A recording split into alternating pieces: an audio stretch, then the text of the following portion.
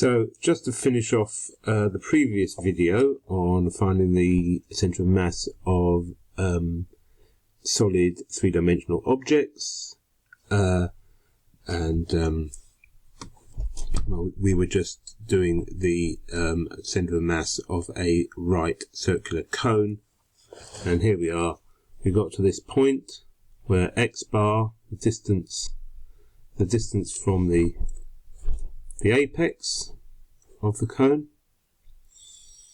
was going to be integral from 0 to h of x cubed dx over the integral from 0 to h of x squared dx. Well, x cubed integrates to x to the 4 over 4 from 0 to h, and x squared is x cubed over 3 from 0 to h. And so substituting the limits, h to the power of 4 over 4, so it's a quarter, h to the power of 4 over a third h cubed, which is, we've got h 3/4 h.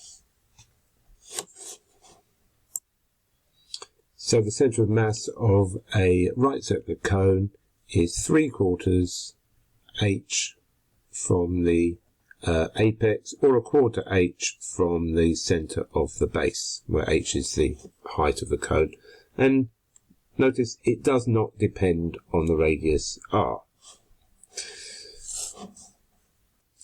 Now if you go back to the book, go to page 90, we see example 8 is the centre of mass of a uniform solid hemisphere, radius r. I suggest you look at that and try it using the technique with the table. It's very similar. And then we've just got the next one, example 9, is find the centre of mass of a curve y equals x squared plus 1, which is rotated about the x-axis. So I should suggest that you go through that as well. And then example 10 and 11 refer to centres of mass of a shell. So it's a two-dimensional object, so a hemispherical shell, but it's in it's a two-dimensional surface within a three-dimensional object, if you know what I mean. And I'll do another video where I'll go through one of those. But in the meantime, if you could have a look at exercise 3b and try some of these questions, which are on the centre of mass of a solid rather than a shell. So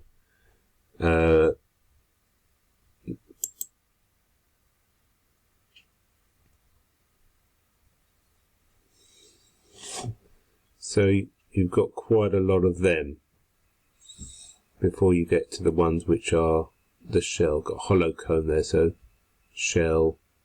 I think you can go up to 13 by the looks of things.